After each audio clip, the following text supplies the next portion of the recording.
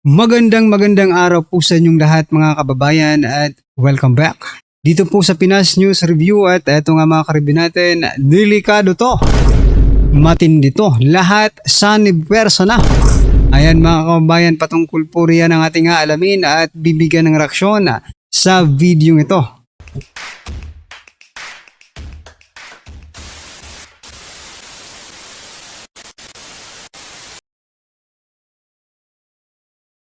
So yan mga kababayan, ito pasadahan po muna natin itong mga nagte-trending na balita dito po sa mundo ng social media at unahin po natin to.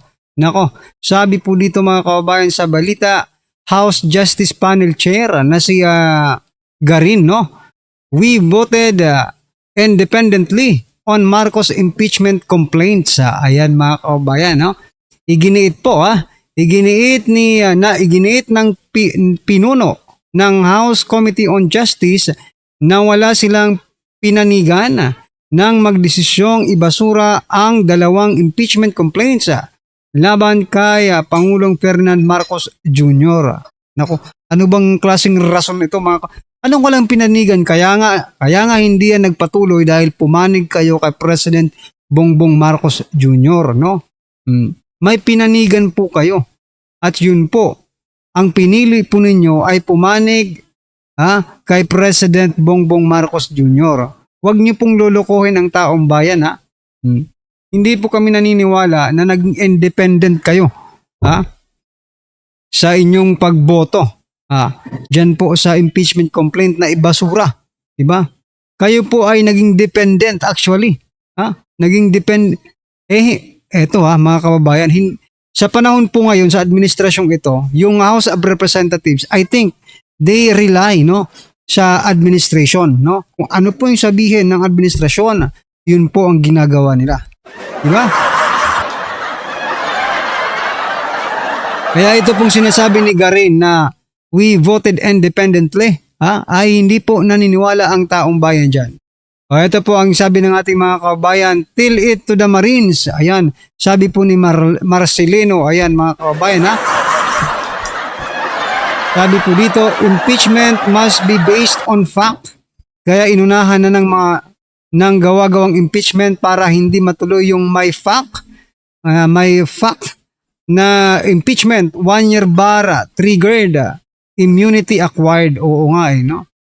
Halatado namang scripted no? Saan ka nakakita ng final na impeachment ay 4 na pages lang at puro allegations lang ang laman. Tapos tinanggap nyo naman at kunwari nag-hearing. Hindi masyadong obvious ang galawan. Scripted nga. Scripted. Kahit dinagdagan mo pa ng honestly. Kahit dinagdagan mo pa ng honestly sa dulo, wala pa rin naniniwala. Oo nga Kahit anong gawin nyo. Kasi sa scripted nga kayo. Sabi nga dito ni Alger. Okay, script is already played.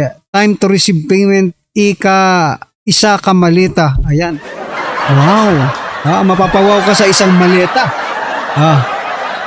Sabi pa po dito ni Roger, well, keep up the good work and noted na po namin ang inyong mga script, no? Independent maleta. Paldo daw mga kababayan, Malita has been successfully distributed. Mission accomplished. Best actor goes to George Garcia, proclaimed Congressman Benny Abante. Bakit napunta doon? Bakit napunta doon? Anyway, tama naman ang mga congressman na nagboto. Tama naman daw sila dahil sa maleta. 50 million votes for Sara 2020. Bakit napunta na tayo sa 2028? Anyway, delikado po si Vice President Sara Duterte. Baka pagdating po ng araw nito, na yung kay VP Sara naman po ang pag-uusapan nila dyan sa House of Representatives, baka hindi na sila tumawa, no? Baka mga galit na po ang mga ito, mga kababayan, no? Kasi dito po sa impeachment, no, ni President Bongbong Marcos Jr., nagawa pa nilang tumawa. This is a serious matter, mga kababayan. Pero sila po, tinawanan lang po nila. Ewan ko lang kung ganun din ang kanilang humor, no? Pagdating po dito sa impeachment against Vice President Sara Duterte. Anyway, ito mga kababayan, pag-usapan din po natin to. Nako, isingit lang natin to, no? Sabi po kasi dito, Romualdez dinumog ng parang artista ng mga kapwa congressmen. Aba, sa mga larawan at video na kumakalat online, makikita ang dinumog ng kanyang mga kapwa kongresista si dating House Speaker Martin Romualdez na para bang isang sikat na artista ng mamataan siya sa plenary session ng Kamara. Alam niyo bakit sila, bakit nila dinumog? Bakit nila kinakamayan? Ganito kasi yun eh. For example lang Panyero, congratulations, hindi ka nasama sa nakinasuhan. Diba? Panyero, lusot ka na. Diba? Speaker, lusot ka na, hindi ka sinama ni Lacson at Soto. Okay? Panyero, salamat sa ginawa mo noon napakalaking tulong ng perang malita. Diba? Sabi po ng ating mga kabayan dito, sabi po ni Boyet, a clear year of celebration. They did it. They stole public funds and yet avoided accountability. They are shit the devil inside them laugh and it highest happiness. No? Nakita kasi nila si Tatay Luther King, aba? King of crooks. Sa bagay po, diba sa ibang bansa nga, pag nakikita po yung hari, masaya rin po yung mga tao, diba? Tulad po dito sa kanila, nakita po nila yung hari, no? Hari ng mga buhaya, kaya masaya rin po yung mga buhaya. Diba? Sabi, mali-malita ba naman? Oo nga, mali-malita ba naman ang, diba? Hindi ka matutuwa, hindi ka, diba? Lord of the crooks, they're Papa Crooks. Bakit ganito palaging may crooks? Anyway, ano po ang inyong masasabi dyan mga karabin natin? Just comment down below. At eto, pasadahan po natin to mga kababayan. Sabi naman po dito, Attorney Rowena Guanzon, kay Luestro at sa scripted na pagdinig ng impeachment ni Marcos Jr. Ano kaya ang sinabi ni Attorney Rowena Guanzon? Ito, pakinggan po natin at bigyan po natin ng reaksyon. Ito na po. The demeanor of your congressmen, tingnan nyo sila. It seems that they don't take this seriously. Unlike in other countries where impeachment proceedings are a serious matter. You imagine you're trying to remove the president and the vice president of our country. Can we expect fairness from this committee led by Congresswoman Luistro? You no longer look neutral. You look biased. You're already biased. If you look at the record of Congresswoman Luistro, she's praising Martin Romualdez to high heavens. Makikita po natin talaga ang fairness dito ng House of Representatives kung si Congresswoman Luistro ay mag-resign as Committee on Justice Chair. I mean, give it up. Congresswoman Luistro, what's the big deal? At makakasama natin Attorney Rowena Guanzon, Nelson.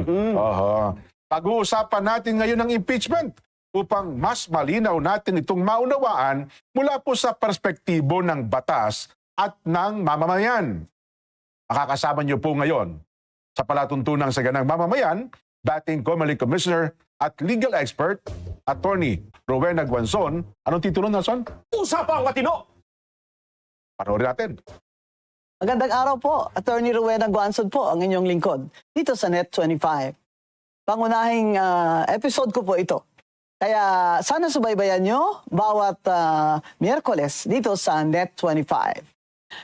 Pag-usapan natin ngayon ang impeachment na naman. Ito ang impeachment 2.0. Wala na talagang magawa itong ating mga congressman. At hindi siguro sila busy. Kaya impeachment na naman.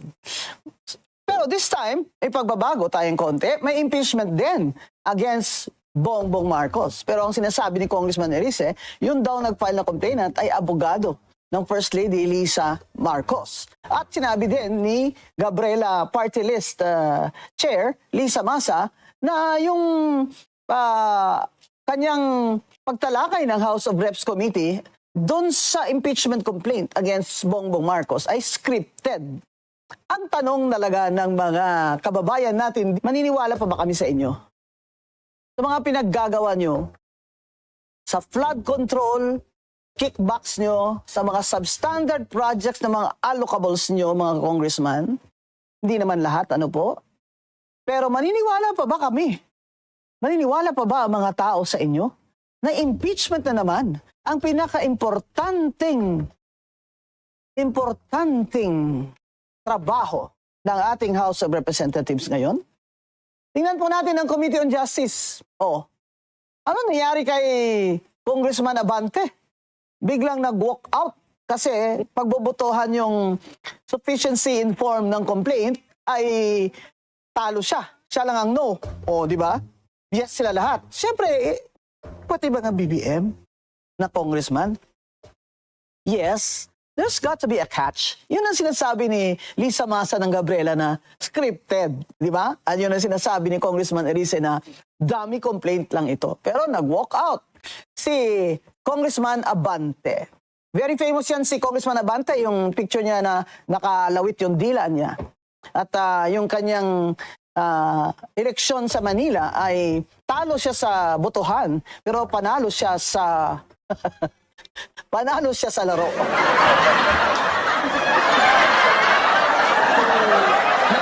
Natawa sa kanyang mga kasamahan dyan, which shows the demeanor of your congressman. Tingnan nyo sila. They're laughing. It seems that they don't take this seriously. Unlike in other countries where impeachment proceedings are a serious matter. You imagine you're trying to remove the president and the vice president of our country.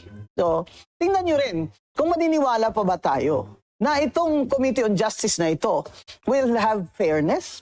Kasi sa due process po, nakalagay, lalo na doon sa decision ng Supreme Court, doon sa first case ng impeachment ni VP Sara, that declared it invalid and unconstitutional, ang nasabi doon talagang emphasis ng due process ay fairness. Walang arbitrariness, di ba? Can we expect fairness from this committee led by Congresswoman Luistro, rabid supporter of Martin Luther King Romualdez and BBM? Can we expect if I'm not mistaken, chair of the Committee on Justice in the first impeachment complaint versus VP Sara? If you look at the record of Congresswoman Luistro, she's praising Martin Romualdez to high heaven. Totoo, di ba? Kaya masasabi po talaga nating bias na bias po itong si Luestro. Sinasabi niya pa kanina, they voted independently. Kaya alam naman po natin kung saan nanggagaling itong si Luestro. Sabi niya nga po nung mga panahon na yun, mga kababayan, no, itong pinapakita. Nang dahil kay speaker, no, may tupad. Nang dahil kay speaker, may ayuda, mga iba't ibang ayuda, di ba? Di ba? Doon pa lang mga kababayan. Tama yung sinasabi ni Atty. Rowena Guanzon na talagang sinasamba ni Luestro. Ito, si former Speaker Martin Romualdez sa kataas-taasan, parang ikaw na ang Lord, mga kababayan, di ba? Grabe. Tapos ngayon, uutuin ang taong bayan, di ba? Heavens, di ba? Sabi niya, may AX dahil sa speaker, may tupad dahil sa speaker, kulang na lang sabihin niya, may lindol dahil sa speaker, may